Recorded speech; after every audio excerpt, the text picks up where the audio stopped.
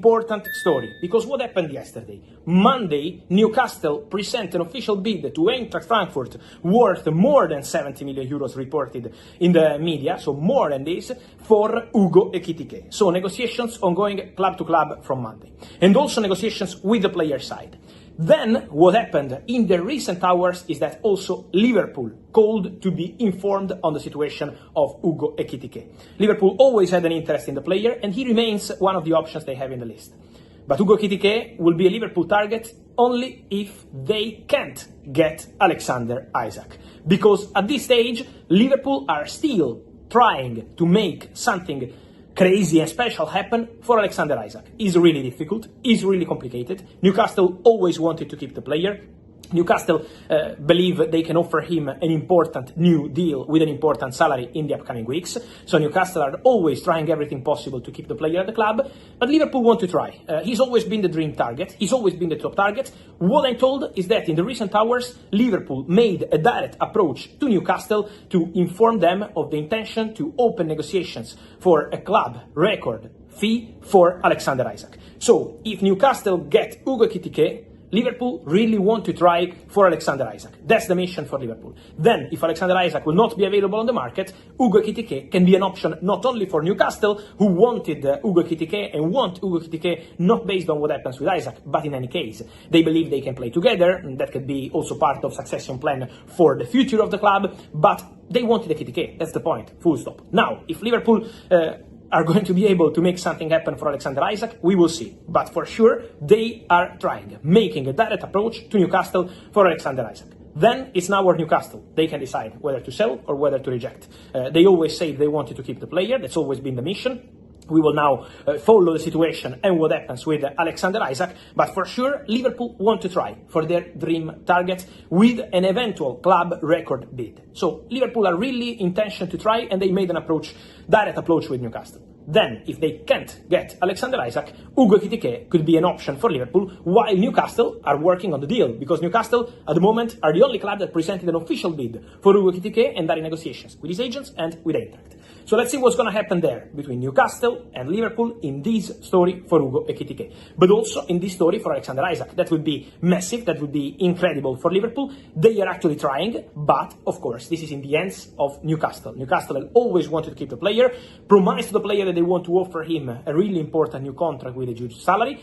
But obviously, now is in the hands of Newcastle to decide what they want to do. Because Liverpool, for Alexander Isak, are trying. So they want to make something crazy happen. That would be very difficult, they know that, but it depends on Newcastle. The approach has been made, otherwise Ugo Ekitike remains one of the options in the list at Liverpool for this summer transfer window, waiting to see what happens with Newcastle, who presented an official bid to Eintracht Frankfurt. So a crazy story, a crazy domino on the market, this one. It's going to be crazy also the situation for the future of Luis Diaz, because today Bayern presented a new official bid for Luis Diaz, 67.5 million euros. Official bid in paper, official email from Bayern to Liverpool.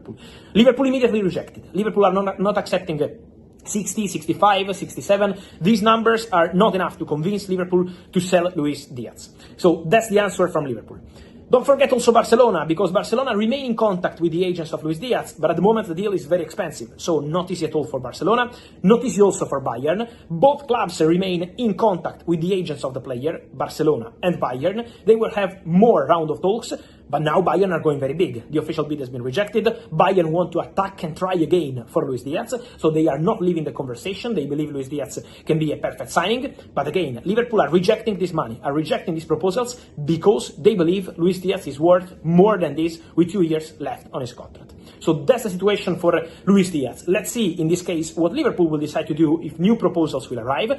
And don't forget the position of the player, because the understanding is that Luis Diaz is keen and open on leaving Liverpool in this summer transfer window. That's something that he always had in his mind.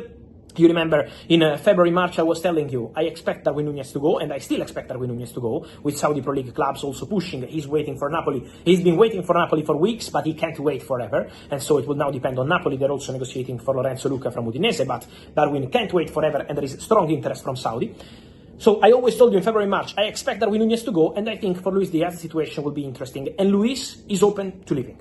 So now depends on what Liverpool want to do, because he's still under contract. So that's going to be the crucial part of the conversation for Luis Diaz. A situation to follow for sure in the next hours and days. The one of the Colombian winger with Liverpool, with Bayern, and eventually with Barca, still in contact with the agents of the player, but of course a really expensive deal, so not easy at all.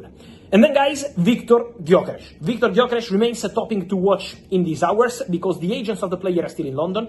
Last night we had reports of the deal on the verge of collapsing. From what I'm told, the conversation is still ongoing between all parties involved, Arsenal, Sporting, agents, to sort the final point, the add-ons in the deal. 63.5 million euros, fixed fee. Now, the agent did everything possible because he's gonna reduce the commission. Arsenal also doing their best by paying more than what they expected. They initially expected 60 million euros plus 10 in add-ons. They are now at 63.5 plus 10 in add-ons. Now Sporting want even more. Sporting want the 10 million euros in add-ons to be very easy, almost guaranteed add-ons, while Arsenal want part of it to be quite easy and part of it to be quite difficult. So the conversation is continuing. The player keeps giving absolute priority to Arsenal. His 5-year contract at Arsenal is ready. Let's see, guys, because the negotiations are taking place every minute in London in these hours, so any minute can be crucial. Let's see how long it will take to find the final solution. For sure, the situation is tense.